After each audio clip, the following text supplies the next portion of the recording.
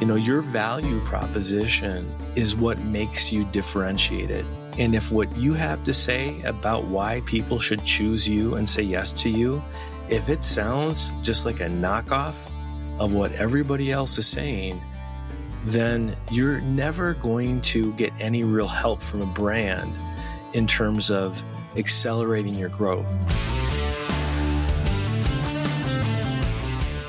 Welcome to the Fine Homebuilding ProTalk Podcast, our regular discussion with building industry professionals. This is Fine Homebuilding contributing editor and production manager at TDS Custom Construction, Ian Schwant. Today we conclude last week's conversation with John Lenker and Assaf Arie of Lenker, a business marketing and strategy consulting firm in Delano, Minnesota. You can find the Fine Homebuilding ProTalk Podcast and the original Fine Homebuilding Podcast at finehomebuilding.com/podcast. You can leave feedback and ask questions there too. So many of these construction companies end up being handed down from generation to generation. And what is it like to work with a company where that push for the growth is coming from that other generation or a different person within the company, not necessarily the founder or owner, CEO person? I was very close to a situation that it was a second generation of a company. And the original company, the original founder, did really good establishing a commercial, as a commercial builder, essentially. And it got the business up to that $7 to $9 million a year. Project sizes were $1 million to $3 million a project. So not working a lot of job sites.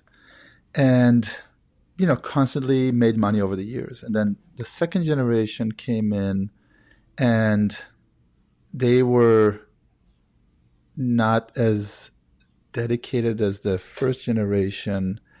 And they started to support a certain lifestyle that it got used to out of that business. And the business was not serving the clients, it was serving a lifestyle.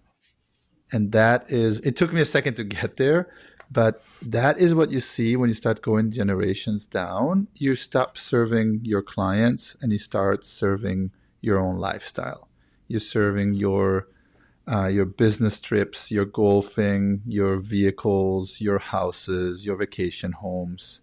And that's where you lose grip of the business because you never worked. If you didn't have those days or weeks and months that you were collecting on a Friday morning today's paycheck, right? If you haven't gone through it, you don't know what being hungry is when it comes in entrepreneurship. And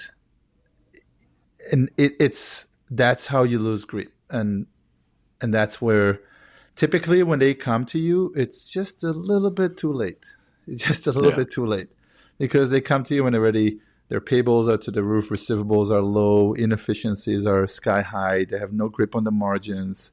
And it just, it takes a little bit until it just slowly losing grip and you just end up with liabilities and not a lot of performing assets. That's one scenario. But second generation owners it's not a monolithic thing. It's not like they're all that way. Sometimes they find themselves in a situation where it's more or less an identity crisis. They're coming in, they're taking over things that they never really decided to do. They're inheriting the vision of a parent or some other founders. They're inheriting the business practices. They're inheriting the business culture that was established. And a lot of times this kind of stagnation that comes, right, where, maybe there was some nice steady growth over the years and then you took over and maybe it starts to stagnate and then maybe it starts to slip back and you're losing revenue every year and your margins are going down because now you're competing on price. And, there are certain situations where they're actually really great people taking over in the second generation, and they bring us in to help redefine the identity of the business. And when we go through kind of a brand reset or a brand revisualization, it's not just, well, we need a new logo or change our name or a new tagline. It's really about kind of doing the psychological work about what are the values of the new people running the business. What is their identity? What is their vision? What are their goals? And how can you come up with a way of interacting with the world to get new business, to recruit new people, to build confidence in the employees that are already there, so that, you make it your own. And I've seen this so many times where going through this process where people realize, wow, I really can, have this business be a part of what I believe in, who I am. And I see maybe I was overwhelmed before, but now working with a business like Lenker to help, I see that all of these different, these bases that need to be covered can be covered, and I can we can think through this again. I can make this life my own. I don't just have to live kind of the shadow of my father's life, right? I can make this my own. And, I've seen this, and maybe Assaf and I are thinking of similar examples where, the parents are absolutely thrilled that their child is gone and made the changes to put their passion into it so that it has almost a new life, right? And I think it really, again, it comes down to the attitude, and it comes down to this realization that you don't need to do it all on your own. Because usually when people are confused or they're lacking information or knowledge, you slow down and you shut down, and then you're afraid to make decisions because you're afraid to make the wrong decision. So if you can be put into a situation where you have trusted advisors around you that have been there before, they see your strengths, they see the areas that need to be worked on, and they can give you that sense of confidence that the changes that you're going to make to become competitive again, to lean into the future, and to kind of double down on why your business should be the favored option in your market space. All those things just bring energy and vitality to a business. And really that's what we are. We're here to kind of, bring that X factor in and infuse, a business with a sense of identity and with a sense of purpose and a sense of confidence in the business plan, and to kind of work through those lies that we tend to tell ourselves as founders. And again, I'm the founder of Lenker. And I'll just tell you for myself personally, when I asked Assaf to come in and take over as CEO of Lenker, he said, "John, it's going to be really hard for you," because he knows me. And I'm like, no. I'm giving up control. No. He's like, yeah, you say that, but it's going to be hard. And he was right. The first year was really hard because everything that I thought and believed and come to know over time, it's like Assaf was going directly opposite of some of those instincts. But at the end of the day, when the arguments would come, and arguments came, really, really at the end, I had to decide, do I want the potential of this business and the jobs of all the employees to be at risk because of my fears and because of my ego and because it wasn't invented in my head? Or am I willing to let go and by the way, Assaf, we're equal partners in this business with, two other people. There's four of us, but Assaf is the boss.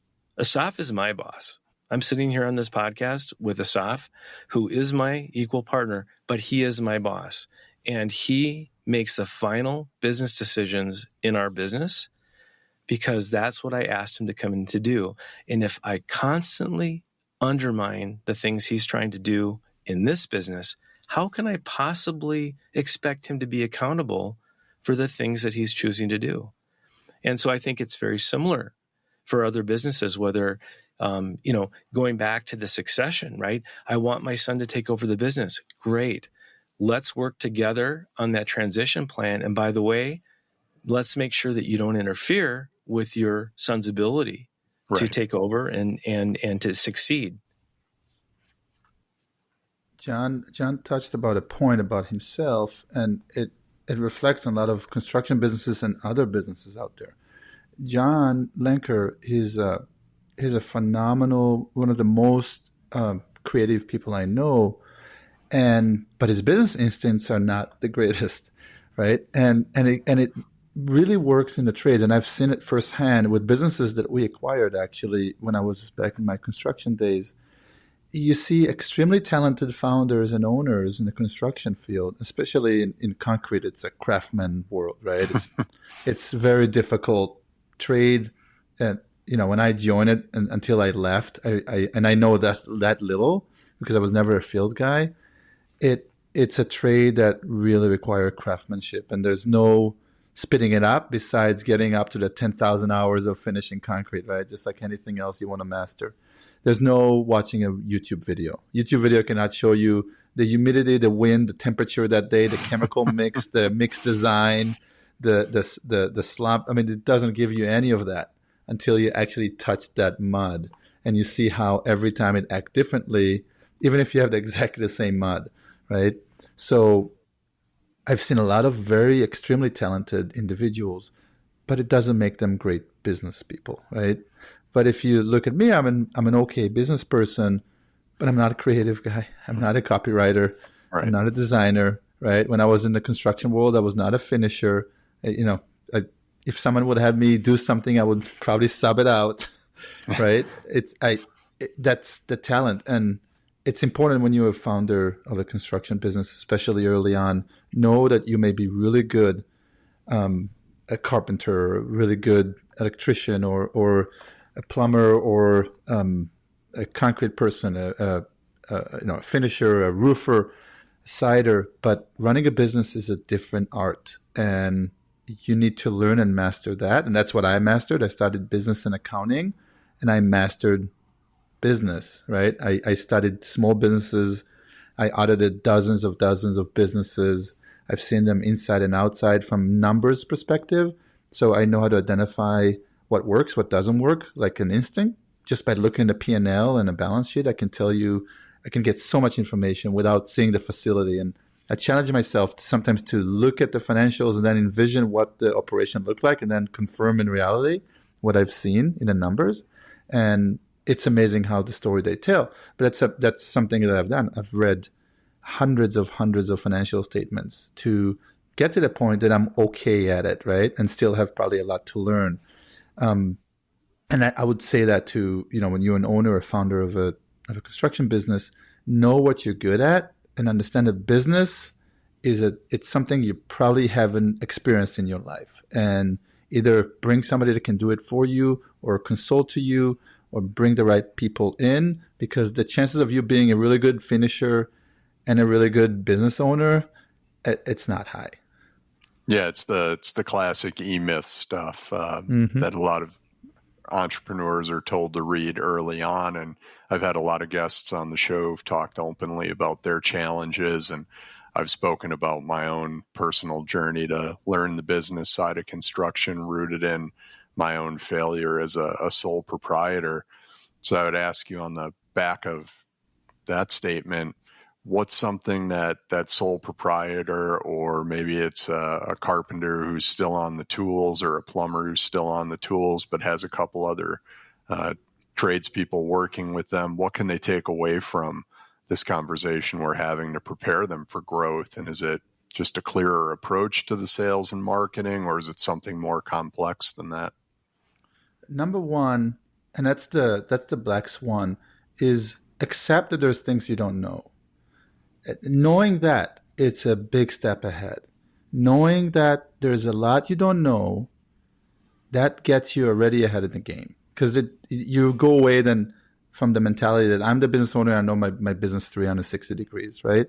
I'm really good at what I do, but I'm not an MBA, I'm not an experienced business owner. And some of those will become experienced business owners, but the odds are not for them. The odds are against them, right? To become a successful, past a lifestyle business, that it's me and two helpers and And you can operate that way for a long time, but knowing that it's kind of the first thing, accepting that there's things you don't know. Early on, find some mentors, whether in person or virtually. Some influencers you can watch their videos on YouTube. There's a ton of content, and learn from that. And then as you climb up a little bit from $100,000 a year, 200,000, you start push to $1 million. Start looking for the people you can bring in. Is it consultants, partners, et cetera, et cetera. One of the things that Assaf talks about that I really like, because it reminds me of, you could think of it this way. You could think about when we're fighting fires, right? Here's the plan for my day, but all of a sudden this fire came up and now everything's focused on that one thing. And I have to fix this one thing, and maybe you succeed and you fix that one thing, but then all the other things you had planned went out the window. You could think of it that way, or you could think about it like, I've got a dog at home, and if a squirrel walks by, it's like, squirrel, I'm looking at the squirrel, and it's that one thing. And you're so myopically focused right on that one thing that everything else is kind of doesn't matter at the moment. But the fact is, it does actually matter. Assaf, maybe you could talk a little bit about how, that trap of thinking, if I could only fix this one thing in my business, I would grow. That's such a common thing that people say, especially in construction. It's if I had a new truck, I'd be so much better organized. If I had this tool, I'd be so much more efficient. If I could just find this one hire. So what do you have to say to that kind of thinking, Assaf?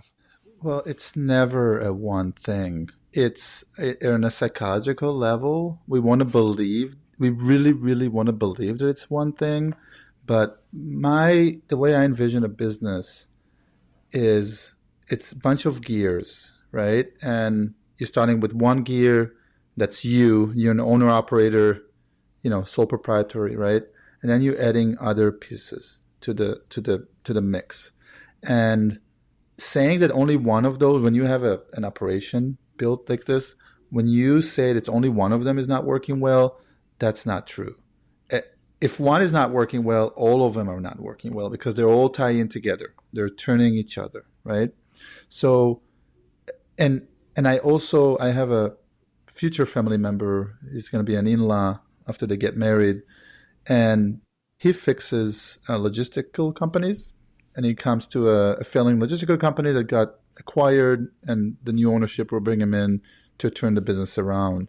And I had interesting chats with him, because I've seen over the years a lot of businesses that aren't doing that great and need a fix. And I always hear other people saying, "Oh, it's only one thing." But when I'm looking at the map, it's not. I see this, and that also affect this. And even if you fix this is still broken, and that's going to come from here and not going to allow you to achieve the results you want.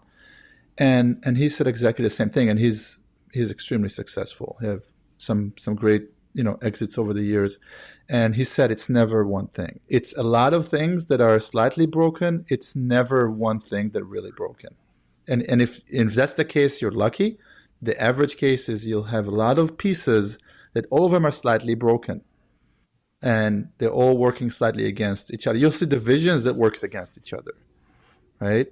They don't communicate. In relatively small businesses, you see issues with basic communications, and divisions that, five staff business that have 5 staff members will have 2-3 different members that works against each other. So myself and many of the peers in my groups were all in these like $3 to $5 million companies, and we're all part of leadership teams within the company, and we're all focusing on similar ideas like brand positioning and defining the customer experience and efficiency. Are these the right things to be focusing on for this size of a company? And what other areas should company leadership teams focus on as they try to scale from that 3 to 5 to 5 to 10 and beyond? Well, I think, you mentioned brand. That's one of the most underappreciated parts of a business. I think it stems from the fact that people have a wrong impression of what a brand really means and what its function is.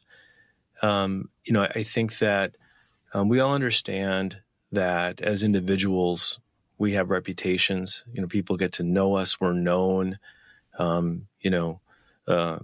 Assaf is the person who is really smart about finance and a great entrepreneur and starts successful businesses. Or, maybe John's a creative guy who always has new ideas. And so that reputation, what you're known for, it's a little bit like a brand. But there's different audiences that you have to deal with in business. It's not just the customer that you're trying to sell to. It's also the banker that you're trying to get to believe in you and think that you're reliable and you're worthy to take a risk on. It's the employee who is going to maybe build his career with you versus somewhere else. So this idea of brand, at the center of it is this idea: what is the benefit that you are going to bring others? What is it that people believe about the value that you and your business represent? And because in a competitive environment, there are a lot of very subtle differences, right? Because everybody can say, hey, we work the hardest, we have the best designed, XYZ thing that we offer. We have the best customer service. We have the best price, and whatever it is you're selling on. When you make those kinds of statements at the core of what you say your brand is, really what the market hears is just blah, blah, blah, blah, blah. Okay, what you're saying is, okay, you obviously haven't thought through anything very personal about what it is that makes you differentiated. What is your story? What is your background? Why do you care about the thing that you offer the customer? Why do you care about what happens to your employees in the long run? What are the reasons? What's the thinking around that? Your value proposition is what makes you differentiated. And if what you have to say about why people should choose you and say yes to you, if it sounds just like a knockoff of what everybody else is saying, then you're never going to get any real help from a brand in terms of accelerating your growth. I mean, you can maybe just work your butt off and work and try to grow that way, but you're certainly not going to get a tailwind from your brand, right?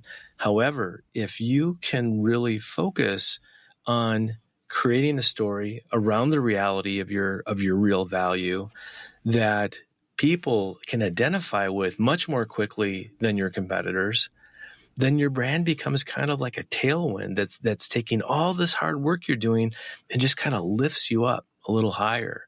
And what does that mean? A little bit? Well, if you can cut your customer acquisition cost down by 20%, if you can increase your customer lifetime value because of the repeat business, if you can increase your organizational efficiency because people stick with you a lot longer than the average, right? Your turnover is less. If all of these things at the core of what your business is are helped just a little bit by branding, your profitability is going to go up. Your time to market is going to go up. Your ability to command, in especially a tight job market where it's hard to find good employees, you're going to have people that stick with you, that help you get into more job sites more quickly, that help you be more successful there, fewer problems. Everything gets elevated because of the story. Everybody's inspired by the story. And when we work with a client, our kind of catchphrase is, we want to help you become the undeniable solution in your market and the brand your audiences know, trust, and love. And to put it in a really positive tone, we've talked about a lot of the pitfalls and the struggles and, all these things that kind of vex leaders in these businesses, to kind of bring a ray of hope.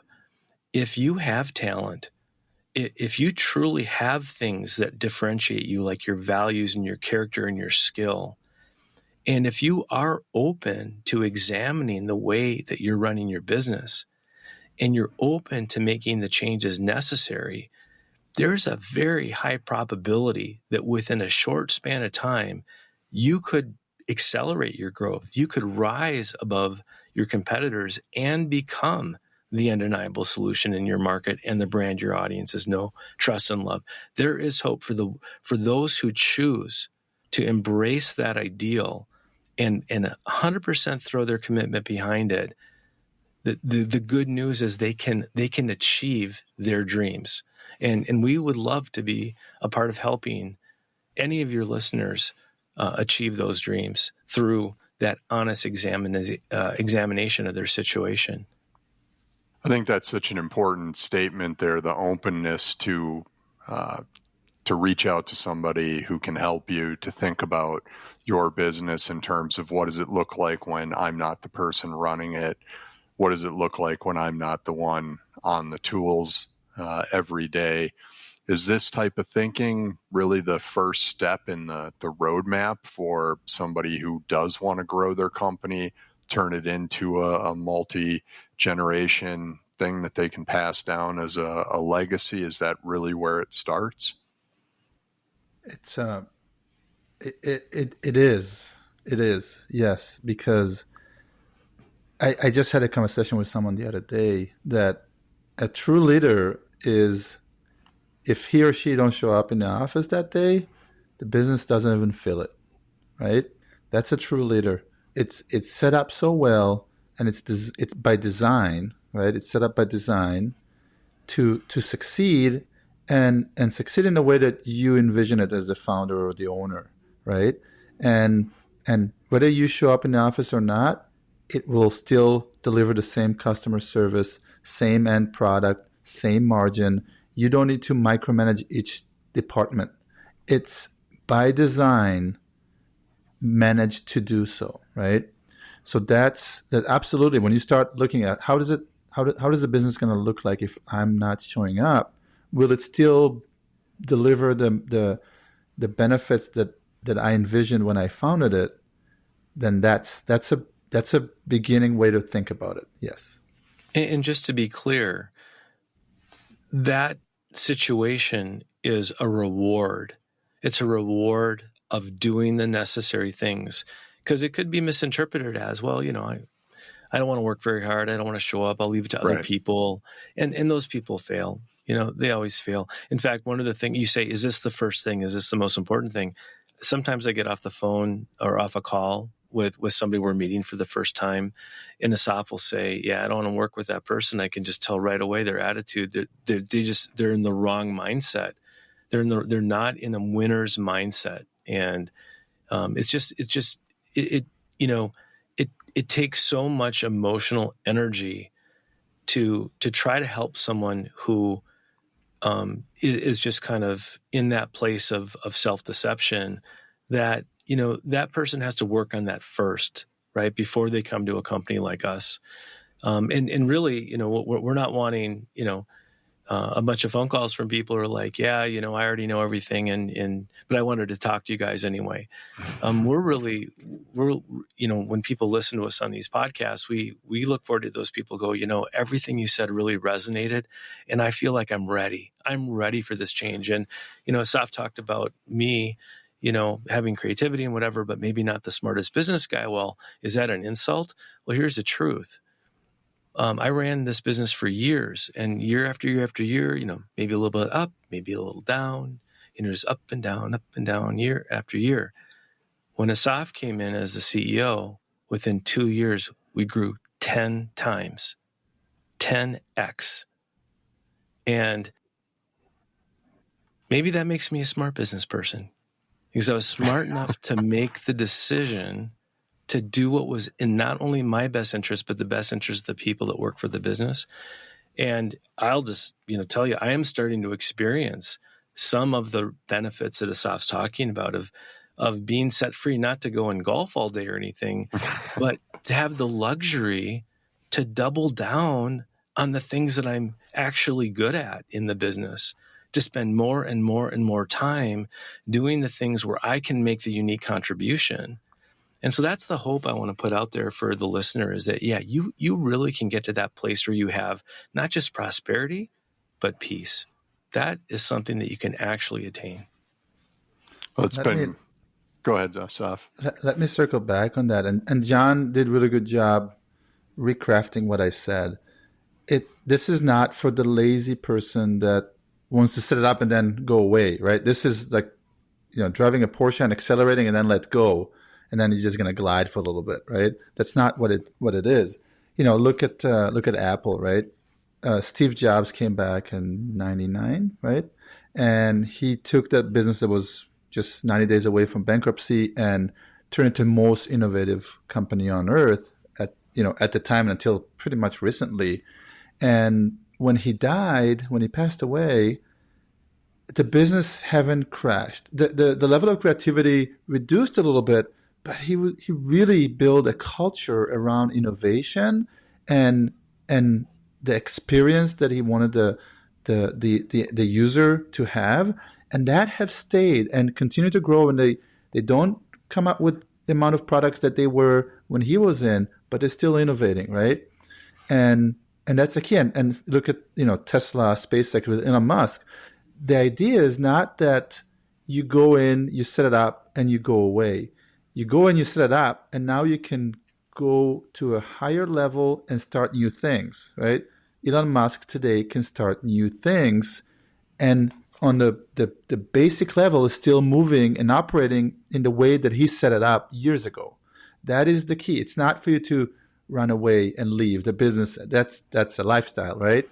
You allow the business to continue to move. Those gears don't need your attention anymore, and you're able to build new ones around. That's what it's about. If you go into my stoic mind a little bit, it's about you extracting yourself from certain activities and injecting yourself in new activities that grow the business.